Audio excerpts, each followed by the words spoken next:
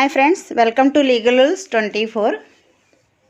మన సబ్స్క్రైబర్స్లో ఒకరు నన్ను కామెంట్ బాక్స్లో బేర్ యాక్ట్లో ఆన్సర్ ఎలా వెతకాలి అని చెప్పి అడిగారండి. ఈ వీడియోలో మీకు బేర్ యాక్ట్లో ఏఐబి ఎగ్జామ్ రాసేటప్పుడు మీకు పర్ఫెక్ట్గా 100% తెలిసినవి మీరు no doubt about it option పెట్టేస్తారు. కొంచెం కన్ఫ్యూజింగ్గా ఉన్నవి లేదా 2 ఆన్సర్స్ కరెక్ట్ అనిపిస్తున్నప్పుడు మీరు ఆ కాన్సెప్ట్ మీద అంత పర్ఫెక్ట్గా లేనప్పుడు మనం లాస్ట్లో అటువంటి క్వశ్చన్స్ అన్నిటినీ కూడా టైం కూడా చూసుకోవాలి. కాబట్టి ముందు బాగా తెలిసినవి ఆన్సర్ చేసేసి కొంచెం డౌట్ ఉంది, రైట్ ఆర్ రాంగ్ అని కన్ఫ్యూజన్ ఉంది అనుకున్నవి లాస్ట్లో అటెంప్ట్ చేస్తే మీకు బెటర్ అండి. అలాంటి సిచ్యువేషన్ వచ్చినప్పుడు బేర్ యాక్ట్లో ఎలా చూడాలి అంటే, ఇప్పుడు సపోజ్ మనం భారతీయ న్యాయ సంహితనే చూద్దాము. అందులో మీకు జనరల్ ఎక్సెప్షన్స్కి సంబంధించిన ఒక క్వశ్చన్ వచ్చింది అనుకుందాం.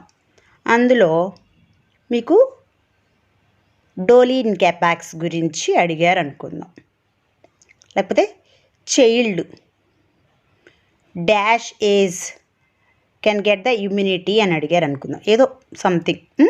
ఇప్పుడు మనకు జనరల్ ఎక్సెప్షన్స్ అనే చాప్టర్ 3 సెక్షన్స్ 14 to 44 ఇది క్లిక్ చేద్దాం. క్లిక్ చేస్తే జనరల్ ఎక్సెప్షన్స్లో మనకి 14 to 44 ఫస్ట్ ఏంటి మిస్టేక్ ఆఫ్ ఫ్యాక్ట్ గురించి, జడ్జ్ డైరెక్షన్ గురించి, జ్యుడిషియల్ యాక్ట్ గురించి, ఇట్లా మనకి వరుసను ఇలా చూసుకుంటూ వెళ్తున్నాం. బేర్ యాక్ట్లో వెళ్తున్నప్పుడు ఇక్కడ section 20 act of child under 7 years of age ఉంది. దాన్ని క్లిక్ చేసాం. అప్పుడు nothing is an offence which is done by a child under 7 years of age. So ఏ ఏజ్ అడిగారండి ఇమ్యూనిటీ ఇవ్వడానికి? 7 years of age, under 7 years of age. ఇది absolute immunity ఉంటుంది, doli incapax అంటారు. సో మనకి ఇది జనరల్ ఎక్సెప్షన్స్లో వన్ ఆఫ్ ద డిఫెన్సెస్ అన్నమాట. ఇప్పుడు మళ్ళీ మనం బ్యాక్ వెళ్ళిపోదాం. నెక్స్ట్ ఇదే పార్ట్లీ ఇమ్యూనిటీ ఇచ్చింది అడిగారు అనుకుందాం. ఏ ఏజ్లో ఉన్న చైల్డ్కి, లేకపోతే కండిషన్ ప్రెసిడెంట్ ఏంటి ఈ ఇమ్యూనిటీ ఇవ్వడానికి అని అడిగారు అనుకుందాం. సెక్షన్ 21లోనే మనకి ఉంటుంది ఏంటి, nothing is N offence which is done by a child above 7 years of age and under 12 years of age. 7 years పైన 12 years లోపు, ఓకే, ఏజ్ వరకు అది okay. Who has not attained sufficient maturity of understanding to judge of the nature and consequences of his conduct on that occasion. ఆ సందర్భంలో తను చేసే పని వల్ల ఎటువంటి కాన్సిక్వెన్సెస్ ఉండొచ్చు, అది ఎటువంటి నేచర్ కలిగినటువంటి యాక్ట్ అని తను జడ్జి చేసే అంత మెచ్యూరిటీ అనేది ఉండకూడదు. అలా ఒకవేళ మెచ్యూరిటీ ఉందనుకో, సపోజ్ ఒక చైల్డ్కి 7 years అబోవ్ 12 years బిలో ఒక పాయిజన్ ఇచ్చి, అమ్మ ఇది తీసుకెళ్ళి అదిగో ఆ అంకుల్ కాఫీ కప్లో ఈ పాయిజన్ని వేసిరా అన్నప్పుడు ఆ చైల్డ్కి ఈ పాయిజన్ ఆ కాఫీ కప్లో వేస్తే అతను చనిపోతాడు, ఈ పాయిజన్కి చంపే నేచర్ ఉందని కానీ, ఈ పాయిజన్ కాఫీ కప్లో వేస్తే అతను చనిపోతాడు అనే కాన్సిక్వెన్సెస్ తెలుసు కానీ అంత మెచ్యూరిటీ ఆఫ్ మైండ్ ఉంటే కనుక ఆ చైల్డ్కి ఇమ్యూనిటీ అనేది ఇవ్వడం కుదరదు. కాబట్టి ఇక్కడ ఏజ్ 7 to 12, అలాగే lack of maturity of nature of act or consequences of such act on that occasion. ఇది మనము ఇక్కడ చూస్తాం. ఆల్రెడీ మీరు కొంచెం చదువుకుని ఉంటే మీకు ఇక్కడ ఏమి అడిగారు, వాళ్ళు ఏజ్ ఎవరైనా ఐడెంటిఫై చేసేయచ్చు. కానీ కండిషన్ ప్రెసిడెంట్ అని అడిగినప్పుడు మీకు గుర్తు రాలేదనుకోండి, అప్పుడు ఈ సెక్షన్లోకి వచ్చి మనం చూసుకోవచ్చు. నెక్స్ట్ అలాగే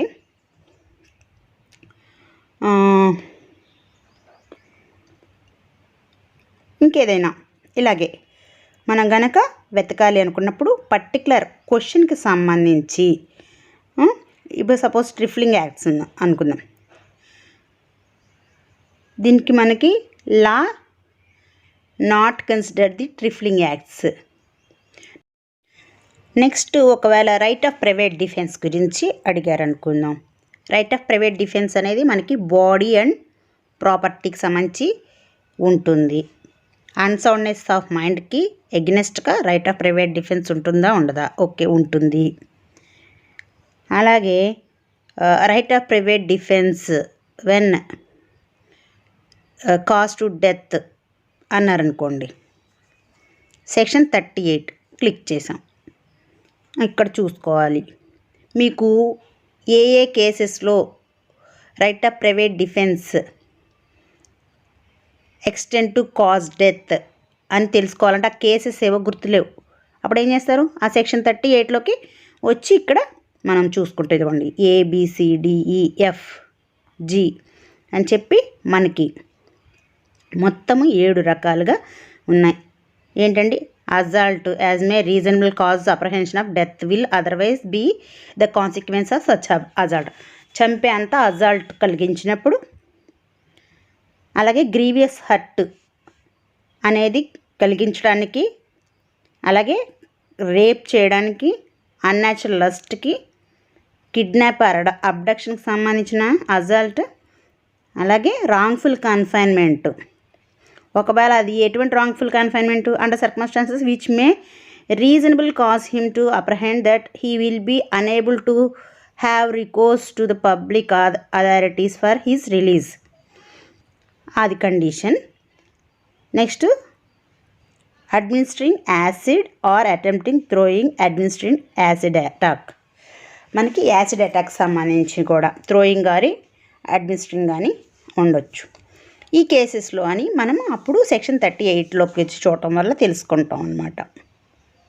మీరు బేరాక్లో ఈచ్ అండ్ ఎవ్రీథింగ్ వెతుకుతూ ఉంటే టైం వేస్ట్ అవుతుంది. మీరు ఫస్ట్ క్వశ్చన్ అర్థం చేసుకుని అందులో ఇచ్చిన ఆప్షన్స్ని బట్టి మీకు ఎప్పుడైతే 2 ఆప్షన్స్ కరెక్ట్ అనిపిస్తున్నాయో అప్పుడు క్లారిటీ కోసం మాత్రమే ఆ స్పెసిఫిక్ సెక్షన్ని మనం ఓపెన్ చేసి చూస్తే మీకు బెనిఫిట్ ఉంటుంది, టైం సేవ్ అవుతుంది.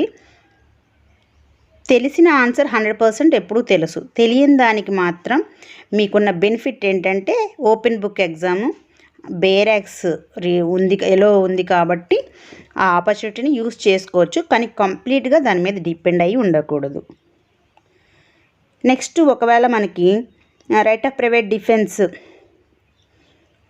Causing death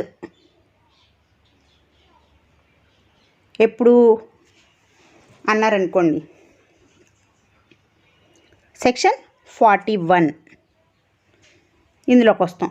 robbery, house breaking after sunset అంటే night, house breaking by night, mischief by fire or explosive substance, theft, mischief, house trespass under the circumstances as may be reasonable cause apprehension the death or grievous hurt will be the consequence. అంటే దొంగతనం చేయడానికి వచ్చి చంపడానికో grievous hurt చేయడానికో అవకాశం ఉన్నప్పుడు, mischief, house trespass చేసి సందర్భాల్లో కూడా డెత్ ఆర్ గ్రీవియస్ జరగడానికి అవకాశం ఉన్న సందర్భాల్లో మనము if such right of private defence is not exercised, ఆ డెత్ గ్రీవియస్ హర్ట్ కనుక అవ్వడానికి అవకాశం ఉందన్నప్పుడు మనం ఈ థెఫ్ట్, మిస్చీఫ్, హౌస్ ట్రెస్పాస్లో కూడా right of private defence extend to death మనం ఎక్సైజ్ చేయొచ్చు. సో ఈ 4 cases robbery, house breaking by night, mischief by fire or explosive substance, theft, mischief, house trespass. Normal theft, mischief, house trespass కాదండి, ఇక్కడ మీరు note చేసుకోవాలి. It may apprehension of death or grievous hurt అయి ఉండాలి.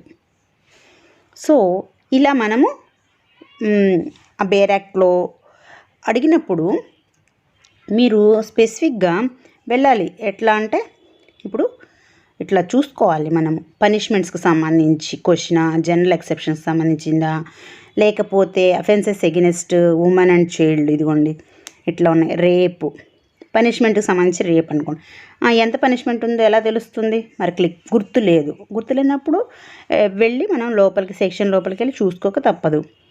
So imprisonment life and fine అని ఉంది కదా, rigorous imprisonment simple ఇంప్రిజన్మెంటా, 10 ఇయర్సా, లైఫా, fine ఉందా లేదా, ఇలా ఎలా అయినా సరే ఆబ్జెక్టివ్ అడిగినప్పుడు మనం ఇలా ఓపెన్ చేసుకుని చూడొచ్చు అనమాట.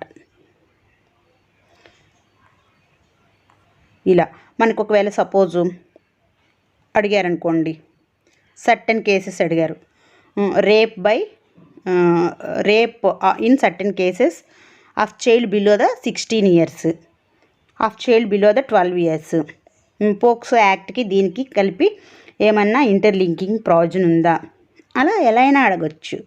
సో అలాంటి సందర్భాల్లో మీరు బేర్ యాక్ట్ హెల్ప్ తీసుకుని మీరు చూడొచ్చు. ఈ వీడియో మీకు ఇన్ఫర్మేటివ్గా అనిపిస్తే లైక్ చేయండి, షేర్ చేయండి, సబ్స్క్రైబ్ చేయండి. కొత్తగా ఎవరైనా విజిట్ చేస్తే మాత్రం సబ్స్క్రైబ్ చేయడం మర్చిపోవద్దు. క్లిక్ ఆన్ బెల్ ఐకాన్, నా నోటిఫికేషన్స్ అన్నీ మీకు వస్తుంటాయి.